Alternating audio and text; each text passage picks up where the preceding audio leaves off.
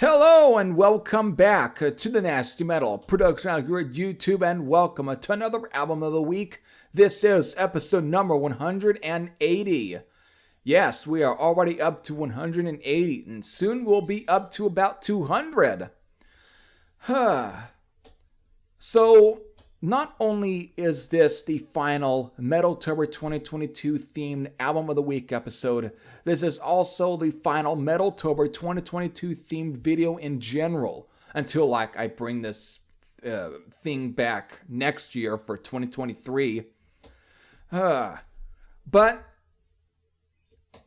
the album that I picked to spotlight on the final Metaltober 2022 themed album of the week is none other than Creatures of the Night, Kiss's 10th studio album, released through Casablanca Records on October 28th of this year. And since we are already past the 28th, it has already reached its 40th anniversary. And I know that the band has been on top of, actually way before October, in celebrating the 40th anniversary of Creatures of the Night, and that is by November, basically. This coming week anyways. Actually, it could be this week, or it could be next week or something. I don't completely quite know, because I don't pay attention at all to release dates, I guess. And that's in the form of deluxe editions, and I mean like special deluxe edition, whether it be just a 2-disc edition or the 4-disc box set deluxe of Creatures of the Night, which is going to contain discs of like previous unreleased recordings and previously unreleased demos or whatnot, and live recordings and all of that extravaganza bullshit. So that's their way of celebrating the 40th anniversary of an album that wasn't yet looked as a classic in the day that this was released in 1982, and it took a long time for this to become a classic Kiss album. But I'll get into more of that. So with Creatures of the Night, this ended up being their final album on the Casablanca label, basically ending in what was a classic era in the band. I mean, Casablanca were a part of Kiss's history from day one, since the first album in 1974, and they were like the poster child for that label. They were the marketing brand for that label, and the reasons for it is that prior to the recording and probably the writing of Creatures of the Night, I believe he was the founder of the record label. Neil Bogart ended up passing away, and what they thought was was their best way to pay their respects and pay tribute to Neil Bogart, who also had a very good hand in nurturing and prospering Kiss from day one. They dedicated the album to the memory of Neil Bogart. So there's that. And to make this album even more of an end of an era, this is kind of the last album for a very long time, actually up until 97 or 98, to feature the likeness of Ace Frehley, even though he is only in likeness, especially again on the album cover for the album. But I know that's an oxymoron, saying album and album cover in the same fucking sentence. Either way, I digress. He didn't even record a fucking lick on Creatures of the Night. And the reason is because prior to the writing, actually, of Creatures of the Night, not so much the recording, Ace Frehley was preparing himself to leave the band. And that is what he did. He left Kiss before the album. And Gene Simmons tried hard to convince Ace Frehley to back down on wanting to leave the band. He didn't want him to leave. He wanted him to be a part of this album because he probably felt that this is going to be an album that would pique Ace Frehley's interest, especially, again, musically it would. But Ace he no longer had it in him. He was tired. He was burnt out. And he felt depressed. He was also was drinking a lot. The times of probably 77 or 78 to this time period, it was getting to him. And I think there was a lot of that too with the mindsets of Paul Stanley and Gene Simmons. And I'll get into some of that into the video, but it's going to be sporadic. Because trying to get into all the processing prior, to the release of the album would take up the majority of this video, and I just don't have the patience to do that. Because again, there's biography books out there. There's even write-ups. I mean, you can go on to Scott Waters' No Life Till Metal CD gallery and click on the Kiss section that he's got, and the album covers are highlighted where you can click on them and he'll just give you all of the information that you really need. But I will probably briefly run through some of those as this video goes on. So whatever I can get into is what I can get into, and maybe shoehorn it as much as I can that will make this as interesting as possible without taking away what I've got to say about the album. So that's why I want this to be more focused on is my thoughts than just going through an entire thesaurus of fucking history shit. So, like I've done with my past Album of the Week episode. So, I want to kind of break away a little bit of that since I want to make this a great Halloween-themed Album of the Week episode. Again, since, I don't know, I should bring this up again. Happy Halloween to everybody. So, yeah, dropped on Halloween Day. So, I just want to make this as much as possible. So, yeah, I found a way to shoehorn that in. I know I'm talking fast, so I don't know if anyone's even understanding a fucking thing that I'm even saying. Shit. Okay, so there we go. Be out. Ace Frehley pretty much left prior to recording of the album, and they ended up, I should bring this up anyways, it's actually kind of interesting, but in the wake of Ace Frehley leaving the band, since Gene couldn't convince him to come back, they obviously had to come to the conclusion and the thought that that's it. This is it. They can't be without a guitar player, and so they had to scramble to at least get someone to fill in Ace's shoes. Not like in a way they've done with Tommy Thayer these days, where they really, really fit him into Ace's shoes. Where it's like, here, even if you might not completely fit the shoes, I'm going to force you to fit them on. So here we go. But they wanted to have at least a replacement, and there were a list of names that came up as far as people that were looked as or wanted to come in and maybe fill in Ace's shoes. And some of the names that gets brought up here is Richie Sambora, which of course would prior to 1984 had yet done shit. So, but again, he is best known for being Bon Jovi's guitar player, and of course now again former Bon Jovi guitar player. Apparently, even Juan Croucher actually ended up becoming it's funny because Juan was more of a bass player than a guitar player, but apparently he tried to audition to fill in for Ace Frehley, but obviously that wasn't working out. And of course, apparently Punky Meadows of the band Angel was also trying to look into fill in for Ace Frehley, which is funny because of Angel was another band that was on the Casablanca label. Angel was, I think, yin to Kiss's yang, because they were like the opposite. The look of the band, the presentation, it was much more different from Kiss. Kiss were kind of darker in a way, more like the makeup and the theatrics was a little more darker. Just the presentation, but Angel, their presentation was more lighter, it was white and everything, but they still had a very similar sort of rocking feel to them, I guess a little, even though Angel were more, especially early on, were more proggier. Again, that's a band I've never done a whole lot of investing in them, but I know like Scott Waters and co were huge fans of that band. But Punky Meadows wanted to fill in, which is kind of fun. Again, that's funny because again, there is that connection with Casablanca as well. So there we go. I just wanted to get into all of that.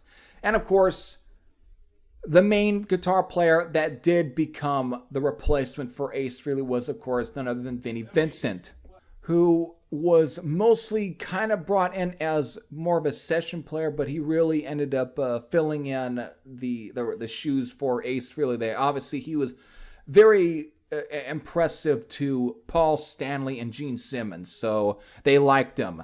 And he did perform probably the majority of the guitar parts in the album, but there's at least some songs where some other guys were brought in to perform, like Steve Ferris. I'm not quite familiar with him. Does lead guitar on like the title track, and Robin Ford, of course, does some stuff on like the song "I Still Love You."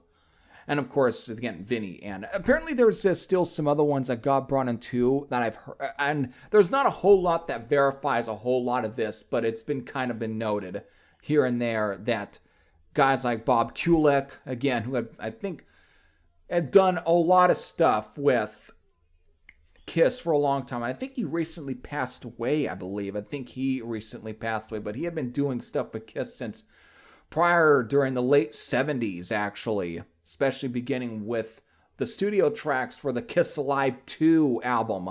I think that's about it anyways. But Eric Carr, of course, who was introduced earlier, I think it was Music from the Elder was his debut in the band. Again, he had replaced Peter Criss because there had been issues already there with Peter Criss going on, like drug issues, probably alcohol issues. He was starting to get pretty sloppy, and again, I think he too was losing inspiration. He was losing a little bit of his fun or his love for music at this point. I think all of it was getting robbed away from him. So he probably his emotions, which were very extreme at times, was reflecting his depression. And I think that's kind of why he had to be let go. And I kind of, for those reasons, I can agree with. And again, it's one reason why I agree with Ace Frehley leaving Kiss during this time, because of, obviously, Paul Stanley and Gene Simmons were becoming the barons of the band. You know, they were like the bosses. They really were the guys that just had so much say at this point, so much pull, because of they got so much influenced by the money, you know, the big cash dollar. But Eric Carr, he debuted on Music from the Elder. I had to kind of look that up again on Wikipedia. But he actually provided some bass tracks to the song I Still Love You, and Paul Stanley, of course, plays bass on the song Creatures of the Night, again, the title track, because of apparently Gene Simmons didn't like these two songs.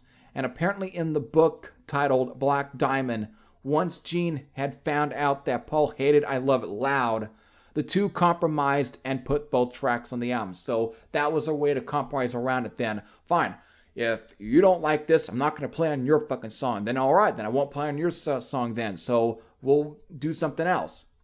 But we're going to keep them on the actual album. And they wrote a whole lot of other songs anyways for the album. And the kind of a go off track, because I want to kind of get into, save some of those other information for the actual video here. They recorded plenty of songs, and only 9 were picked for the album, but there are plenty of other ones. Like, for example, the song Thrills in the Night was written at this time for the album, but it didn't make onto a Kiss album until like 1984's Animalize. But there was also some other songs, like there was a song called, 2 songs actually, I shall say, It's My Life and Legends Never Die. These 2 songs were written by Gene for the album, but they obviously were not picked. You know, they were completely left in the vault. And Gene, when he went to produce the late Wendy Williams album, obviously WOW, he decided to give those 2 songs to her.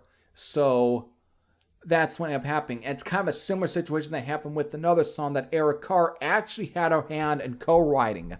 And that's a song called Don't Leave Me Lonely, which he co-wrote the song with Bryan Adams and Jim Vallance. Now, Bryan Adams actually has 2 writing credits on the Creatures of the Night album. That is of course is for the songs Rock and Roll Hell, which is kind of considered a cover, but I'll touch on that in a bit. And of course, War Machine, which might be the heaviest song that Bryan Adams ever helped in writing. And I'm not the hugest Bryan Adams fan to begin with, though my favorite album of his is actually Reckless. And that's not the album that Don't Leave Me Lonely ended up appearing on in actuality. So again, to kind of go back to Don't Leave Me Lonely, the song apparently, I guess, had been recorded, and there is actually a recording of the track. There is, and it's in the form of, I guess, only bass and drums actually, or was it guitar and drums? I can't recall, but Eric Carr has stated that he recorded at least the bass for the album, the drums for the album, and the rhythm guitar for the song. For the song. I was accidentally saying album. But he recorded those stuff for it, but there was no lead guitar recorded, and there was, I guess, vocals was recorded, but Eric Carr was not a big fan of his vocals, and he thought, I guess in a way, he thought they didn't fit the song the way that Bryan Adams' voice actually fit the song. So that's why it was just completely given to Bryan Adams, and that's where Bryan Adams decided to actually record the actual version for his album Cuts Like a Knife, which I actually kind of do have, thanks, I think, to my father ended up buying that record, or come my mother, I can't recall. But it's not my favorite record, and it's probably my least favorite track to begin with, so I'm alright with the fact that it was left off of Creatures of the Night. But there was 2 other songs, too, that were recorded for the album, that being a song called Betrayed, and there was even another song, apparently that's titled Back on the Streets. However, that ended up being taken with Vinnie Vincent when he left Kiss and recorded for the Vinnie Vincent Invasion album. But there was even another one that was called, I think, titled Deadly Weapon. I think Deadly Weapon, wasn't that? I think that ended up getting re-recorded anyways for an actual Kiss album. Was it for Lick It Up? I'm looking up real quick. Actually, there it is. Just looked on Wikipedia on the Asylum album from 1985.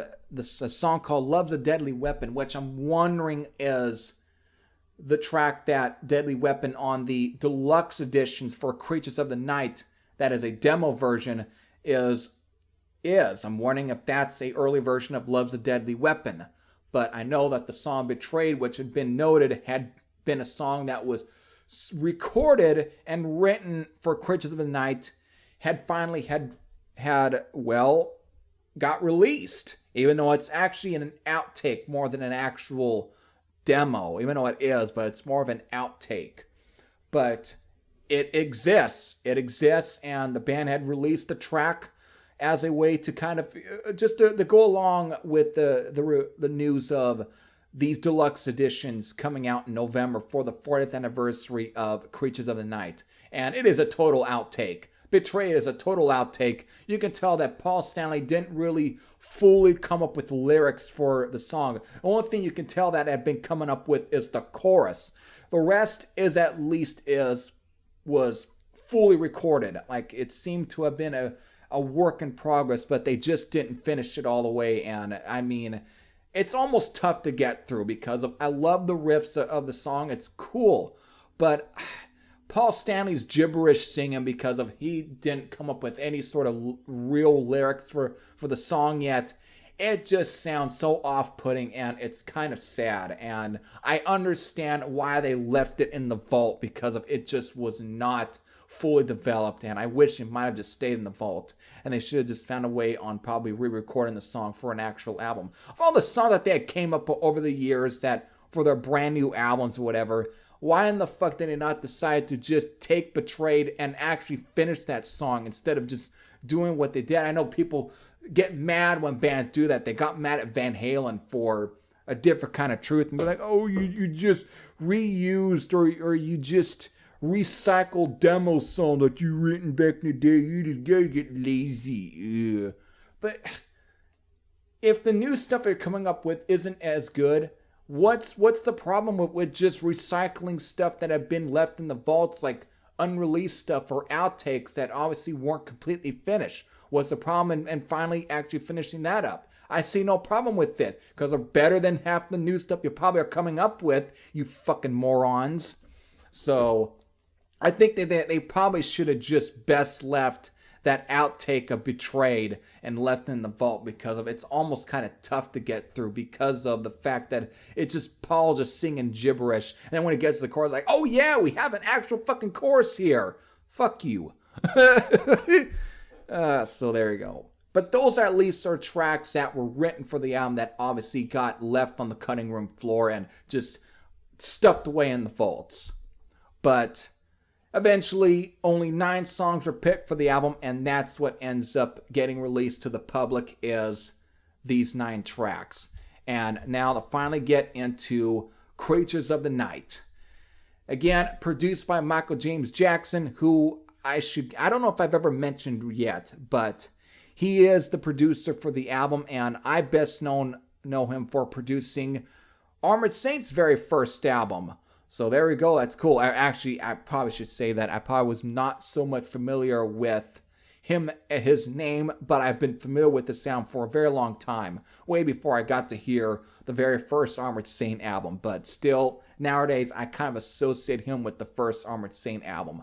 Though Paul Stanley and Gene Simmons do have credits. I might have mentioned this already, but I just want to bring it up once again. So, if I had forgotten. So, that's it. And let's get into the actual 9 songs.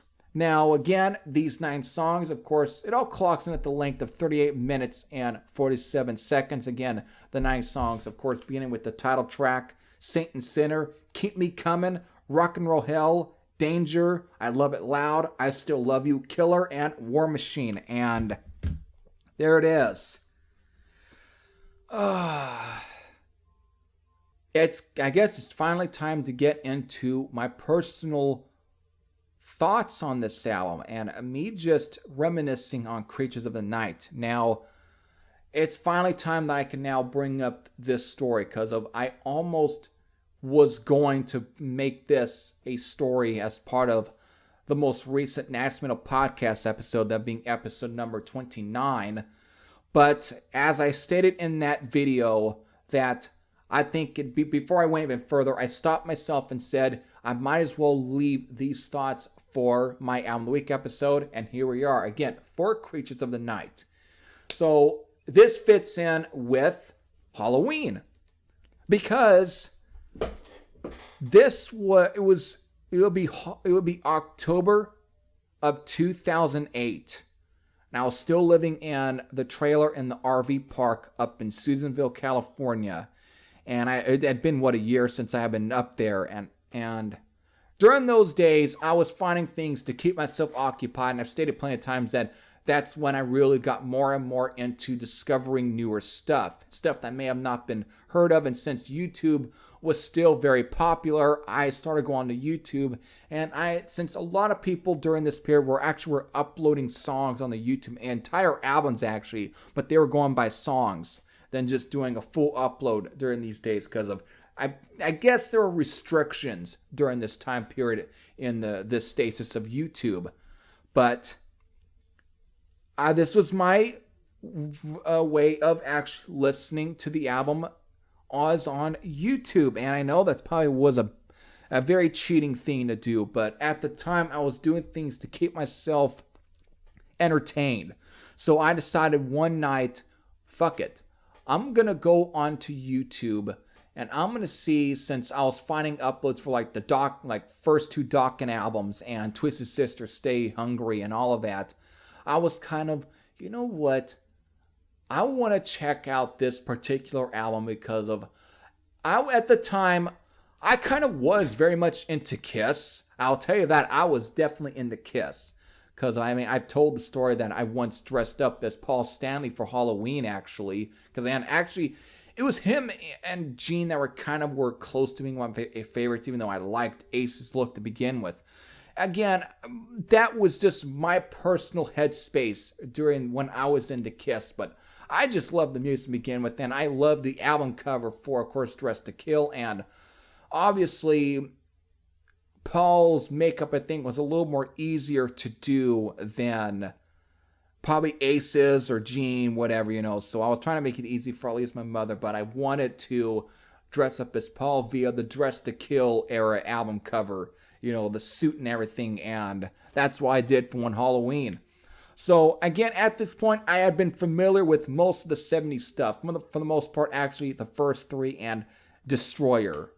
So those were the four albums that I was listening to a lot, and especially the first two. Actually, prior to listening to Creatures of the Night, my favorite Kiss album, if anyone had asked me, was actually Hotter Than Hell. And that's going to be the most obvious answer from some people that were obviously grew up with Kiss in the 70s. Some people definitely would state that their favorite album was actually Hotter Than Hell because of, compared to the first album, it sounded more developed, even though the production was probably even more raw and more muddier at times. It still had a rawness to it, and it sounded kind of heavy for 1974.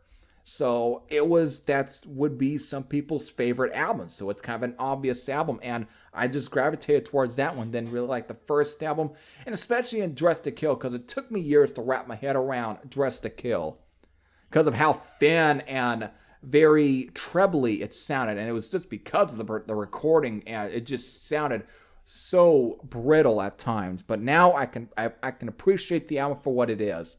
But my favorite for a long time was Hotter Than Hell.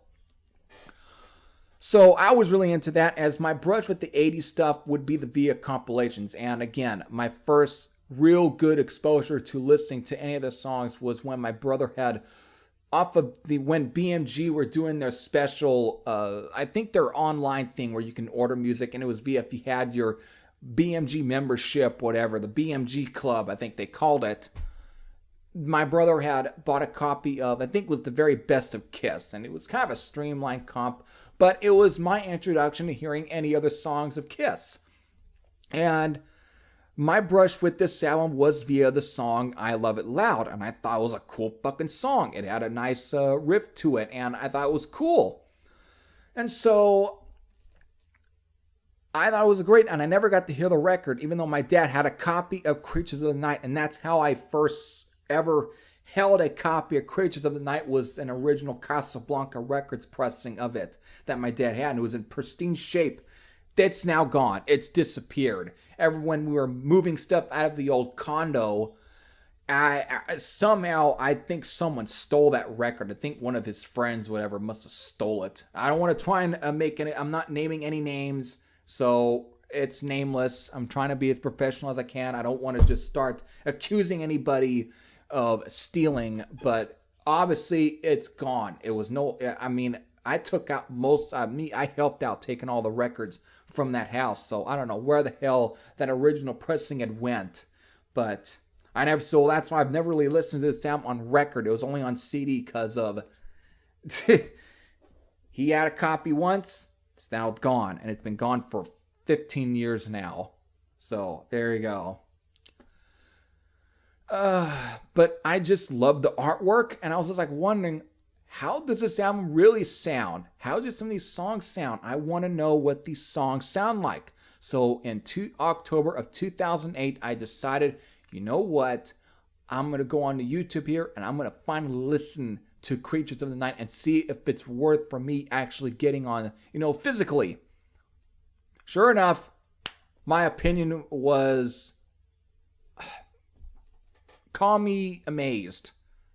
And I know these days this might not be the most amazing record now. It might seem more pedestrian and vanilla and just not so inspiring compared to what else I've reviewed on this channel. But you know what? I've got my nostalgic memories and I've got my soft spots. And this album holds a soft place in my heart. Not only did this album completely impress me, but it impressed me to the point to where I can say that this is my number one favorite Kiss album. And I loved it so much. I mean, the songs that completely hit me at first time was, the title track is a fucking banger. I mean, talk about kicking the doors down from the beginning. And I didn't even yet hear most of the albums at all from prior to like Creatures of the Night. I'm talking about Dynasty,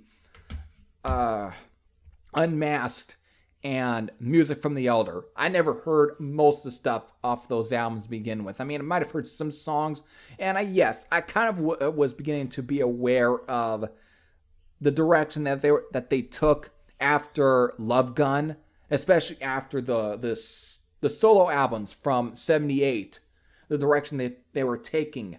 But this album, I think, it was why this album ended up becoming a sleeper, because of this album didn't sell well in 1982, but when the fans who had been so jaded by what they were doing, by the direction that they took with albums like Dynasty and Unmasked and Music from the Elder, they completely just decided to ignore everything Kiss and just weren't going to be interested in what they were doing.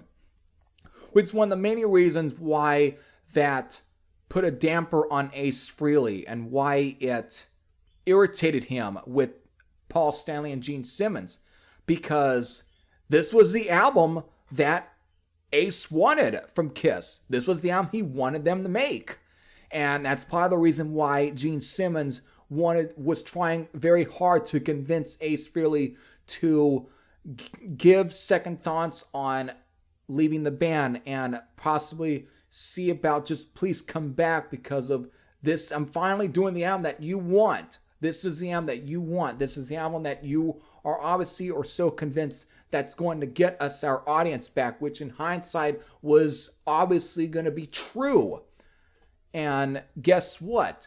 It only took a year actually to get the audience back. But this was the beginning to convincing that this is the sound that they should be doing instead of what they were doing prior to this album. Even though now you've got some apologists that are now more that finally respect those albums now. They kind of see them for what they are instead of what they really aren't.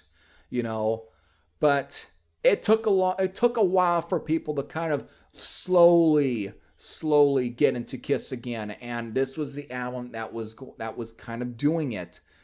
And there was a lot of reasons. Again, Ace Frehley, prior to this, he wanted them to make this album. This was the album he wanted because of, while Paul Stanley and Gene Simmons had their heads so far up their ass because that's where the money went up their ass, and so they followed the smell of the money up there. And he just was so irritated because he was paying attention to the burgeoning new wave of British heavy metal scene and the upcoming hard rock heavy metal scene in the United States.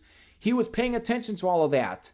And even some bands like Black Sabbath, again, who had already gotten reinvigorated thanks to Ron and James Dio. So he was paying attention that bands were starting this sound was becoming popular again.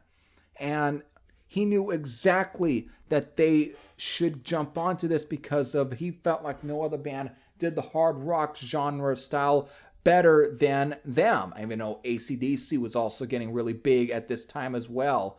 And it's just that you guys can do this. You guys can do this. We can do this. But yet there was no longer that it's us or the world mentality like it was on the first couple of albums, from at least that up to Dress to Kill, or even to like maybe Rock and Roll Over. So it was just, and maybe Love Gun, some of that stuff. It was kind of beginning a bit like Destroyer, a bit, Ace really not showing up for the song Sweet Pain, so they had to get Alice Cooper's guitar player Dick Wagner to come in and record a guitar solo for it. So it was beginning to bring in outside people. And again, I already mentioned Kiss Alive 2, where I think Bob Kulick was the one that had to perform some of the guitar parts on the stuff that Paul Stanley wrote. Whereas the song Rocket Ride which was Ace's song, that was, I think, I believe maybe most of the band, but I think Anton Fig was, the drummer for it. Or was it Peter Kress? I can't recall. But I know that one of those might have been recorded mostly by the band, but they were it was just getting weird. They were getting too many outside people to do shit. And it was just no longer that organic it's us or the world feeling. You know, it was just no longer that. And I think that's just was keeping Ace really away from participating in Creatures of the Night, even though musically this was going to be the album that he really wanted from them, and he probably would have loved to have been a part of this if Paul Stanley and Gene Simmons weren't so far up their own asses in terms of the money and just wanting too many outside people because they really thought they were masters of their craft. And in some way they kind of are, but in a very different way than, let's say, like, again, what Bob Ezrin was working with like Alice Cooper or Pink Floyd, for examples, who were far different in the musical spectrum. And at this point, you had Scorpions, you had Judas Priest, you had Iron Maiden.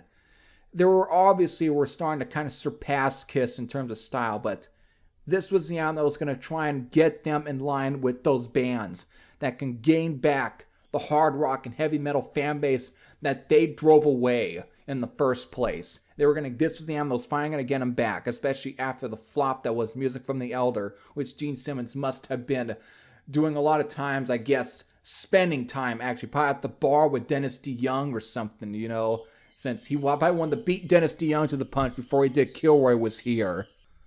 So I digress. Now, there's still some other freaking great tracks though on this album. I mean, I also love Saint and Sinner. That's a really cool sort of rocker there. And actually, probably my other favorite ones that Gene Simmons actually does on this album, because again, he actually does vocals on this one. The ones he actually does sing on, besides Paul Stanley, are probably, Saints and Sinner, Rock and Roll Hell, the song I Love It Loud, Killer, and War Machine. Those are the ones that he sings on, whereas Paul Stanley is, of course, the title track, Keep Me Coming, Danger, I Still Love You.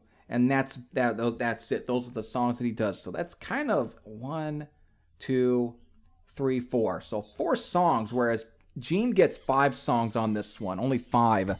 But these are really, some of these are really freaking good, and the production on this album is probably even bigger and more massive than any of the ones beforehand, because of Michael James Jackson's production, he just gives them very massive, and Eric Carr's drum snare just sounds like cannons on here, which is probably the most obvious and repetitive thing I could say here, because I reiterate what everyone says, but really, it sounds like freaking cannons on here. So they just sound really huge and stuff, and it's definitely a very more pristine sounding album, and they would continue on with this, but I don't think any albums after this ever got to sound this great.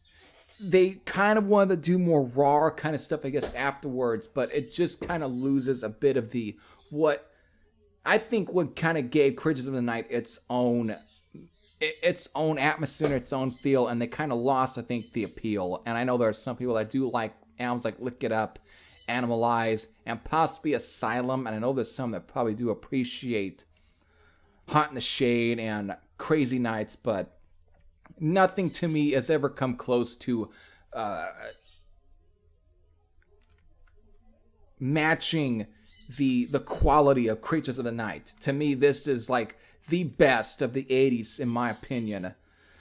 Keep Me Coming is more of a cornier song. This is definitely pure Paul Stanley and strutting everything of this one. He just shucks and jives with this song to begin with, and it kind of sounds like something I would expect on the Paul Stanley solo album from 78, but it's probably close by my least favorite song on the album. Probably Keep Me Coming and the next one up here, which being, of course, Rock and Roll Hell, are probably my 2 of my least favorite songs on the album, even though I still enjoy them because again, I just replayed it again, a couple of nights ago, and it's I still enjoy the sound for being the end, but those are probably the ones I least care about. And Rock and Roll Hell is supposedly as a cover, though it's actually of a Bachman Turner Overdrive track, which again has the same name, but it's only in title, because really the only thing that the Kiss song has in common with the Bachman Turner Overdrive track, which I think was on an album called Rock and Roll Nights, I think from 1978, but musically they are so far different. The only thing that is, again, like I'm stating here, that is in common is the chorus. That's the only thing has in common. And Bryan Adams, of course, is a fellow Canadian as well, helped with coming up with the lyrics for this track, but yet they kept the chorus lyrics the same. It's like a fucking Frankenstein what they did with this track. It sounds like they Frankenstein something else, and it's bizarre.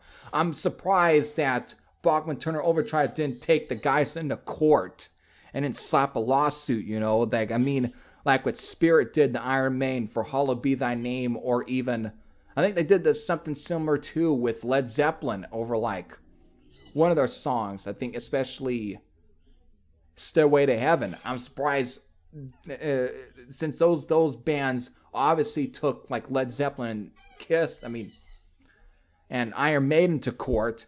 I'm surprised Bachman Turner Overdrive didn't do the same with Kiss. So, especially, Paul Stanley and Gene Simmons, possibly even Bryan Adams. I don't fucking know, but they did, and it was ridiculous.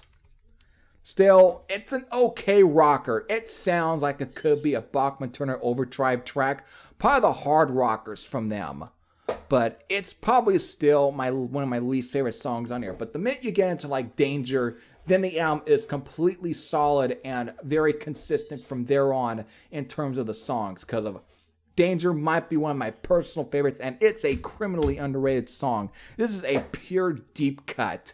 And this is probably the closest I feel Kiss really ever got to a metal song. This is metal from through and through. And it's very epic sounding. And Paul Stanley actually gives out a great performance on this track. And Eric Carr is just hitting it down on the drums. Like, this is very almost galloping to an extent. Like, this sounds like the most heavy metal track from Kiss. And yet somehow, whenever I look up people's reactions to this album or their thoughts on there, they tend to rate this as their least favorite. And some people say because it just reminds like Stranger Danger or something or that shit.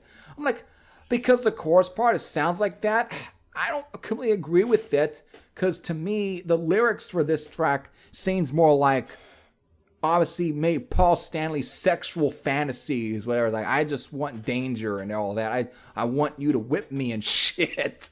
But musically, it's a freaking heavy track, and it's very metallic sounding, and it's got such a galloping pace to it that it sounds something that would fit alongside something from Judas Priest, or maybe some of the more, I guess, lighter new wave or British heavy metal bands, but it's kind of in that line. They wanted something that be on that. Manowar was starting to get pretty popular, or we're getting their footing up in 1982 with the Battle Metal Hymns album, and this is what it's got. It's a very epic, very grandiose sort of metal track. And to me, Kiss may not be a full-on metal band, but they were influential on a lot of the 80s heavy metal bands. But to me, Danger is probably, along with the title track and War Machine, and I would say even like the song Killer, definitely are more metal, but Danger is to me full-fledged metal, and it's a hell of a track. And it's a catchy song, great chorus, and again, Paul Stanley was great at that, and coming up with great sort of powerful, hooky, catchy choruses that just stick in your head, and it's a great track. And of course, you get into the big song, that being I Love It Loud. Again, apparently Paul Stanley hated this track. Well, they still play this song whenever they get a chance. It still gets played. So I don't get where Paul Stanley has an issue with it. I guess it's possibly was supposed to be seen as an anthemic kind of track, because again, Gene Simmons has stated that one of his favorite albums from AC/DC is For Those About to Rock, and more so because of each song sounds like a statement. It sounds like a statement. It sounds like, again, it's a pure anthem. It's like a call to arms. And I think that's what Gene Simmons wanted to do, was to kind of capture that call to arms feel of something like For Those About to Rock and some of those songs. He just wanted that sort of feel, and that's where it came up with I Love It Loud. This was, I think, meant as a call to arms track, especially too, of course, even though it might be corny and very kind of hokey, given that I've heard that this might be a metal album from, let's say, a bunch of 70s boomers. But I can see what the effort wanted to do. They wanted to make a call to arms track that'd be like a call to arms to, of course, it's Kiss Army. To, in a way, to state, yes, we're back. Please come back. And this was a song to sort of bring everybody back together. And while it didn't at first, it's now kind of has been seen as a very anthemic track from Kiss. So this was meant to be that kind of way they did that Rock and Roll All Night with Dress to Kill. Because that became one of the most anthemic songs for at least the first Kiss Alive album. They wanted to recapture that magic. And it almost did in 82, but then eventually it has. So then, of course, you get the soul ballad on the album, which again comes from Paul Stanley, that being I Still Love You, which again sounds like, again, something that would have been on the Paul Stanley solo album. And it actually is probably a really good ballad in its own right. I do like it. And again, very massive. It's one song where Vinnie Vincent doesn't provide any guitar soloing on to. Like I've stated who did anyways. But it's still a really good track to begin with, and I still like it. Then, of course, after that, you get two more killer heavy tracks. I mean, no pun intended with the song Killer, which I always kind of feel that the intro to this track kind of reminds me of the intro to, like, Exciter off of Judas Priest Stained Glass. It's the same sort of thing they did, for even Unleashed in the East album, and it just sounds like that. It's that sort of same sort of effect, and it's just that you think, whenever I hear that, I'm expecting this sort of like Eric Carr to kick into the double bass drumming or kick drumming, and then go into something that's a lot more faster, more speedier, something that's sort of the vein of like Exciter from Judas Priest, but instead it kind of goes into more of a sort of still great staccato metal riffing, and it's more of it's not nearly as heavy as something like Danger, but it's still very rock in its own approach, and that's what it is. It's a great rocker. Again, it's probably is kind of going for a little bit of that Judas Priest flair to it, and I have no problem with it, and it kind of works. It kind of works with even Kiss's image, and it's just a sort of, I guess it's like Gene Simmons' Danger. You know, it's his sort of answer to like Paul Stanley's Danger on the same album here. Then it ends at War Machine, which kind of brings back that classic Kiss feel to it, where it's still very heavy, like the heavier Kiss songs from the 70s, anything like, you know, probably like She or Parasite, or any of or like some of those songs that kind of had that sort of Black Sabbath-y kind of vibe to it, and that's what they brought back. It brought back some of those characteristics and the riffing and just the atmosphere. It all got brought back, and it's just all collided into this one song, War Machine, and this song does get played plenty of times to this day. My first exposure to the song was actually for that DVD from, I think, 2003, 2004, which is Kiss Rock the Nation. That's the first time I ever heard some of the other songs, possibly off of like Creatures of the Night, but it had been years since I actually heard any of them, so that's kind of why I wanted to kind of re-listen to this album in October, and these songs just blew me away, and eventually I had to kind of have this as a Christmas present, so I asked my grandmother, my brother to search for, you know, for this stuff, and like Breaking it, was it Tooth and Nail and Breaking the Chains from Doc, and I ended up getting those as like early Christmas presents in like November when they came up that year for Thanksgiving. And I played the shit out of these albums. I played the shit out of like Creatures of the Night, Break the Chains, and Tooth and Nail. These were the three albums I listened to the most of that year. And then, of course, you're then getting into like the day when I'm moving out of the RV park and to the actual new house that my parents still live in to this day, that I ended up moving out of just this year. But my memories of moving into that house was listening to Creatures of the Night. And there you go, folks. That's where everything's made. And for years, I just hold this album in such high esteem, and I still love it to this day. So there you go, folks. There's my overall thoughts and stuff about Creatures of the Night. Again, it's reached its 4th anniversary. I know these days people now look at this as a milestone album or as a classic, but back in 1982, this album didn't even hit any sort of status. This was actually considered one of Kiss's most lowest selling albums, even though these days I probably don't give a shit how well an album sells, because I want to listen to that album for the music, not so much because of how many copies it sold. People still try to pull that excuse for why an album sucks, because, well, it didn't sell this much, so that's why people just might not be into it. I don't give a shit. I want to know how good the music is and if the album's going to do anything for me. I'm the same way when it comes to like Lips of Anvil and the thing that he gave out or said when I went to see them this year. He said, I didn't really listen to a record to think how many copies this record sold. No, I cared about what this did for me personally and if it moved me or not. And oh my God, it's such a great freaking record. That's what it should be. And at the time, people had just given up on Kiss. But for those percentage that did kind of buy this record, mostly because of, well, it's a new Kiss record, and I'll just get it because of I still somewhat want to like this band still, but they just have been disappointing me, and I just don't know if this album is going to live up to any of the classics. You know, that was the mentality of most Kiss fans, but they bought it and they stored it away. And it seems like over time in the 1983, there were probably those that decided to crack the cellophane and see like, maybe let's see what this is going to sound like out of shits and giggles. Like, all right, this could end up sucking just like the previous 3 records, whatever. And the reaction that every one of them got when first putting this record on, especially hearing those opening notes of Creatures of the Night, they just went, you know, their jaws ended up hitting the floor. They're like, oh my fucking God, they made a great record again. They did it. And it was slowly gaining its fans back. And then by the time when they decided to remove their makeup and introduce the newest song for their brand new record, Lick It Up, the audience came back.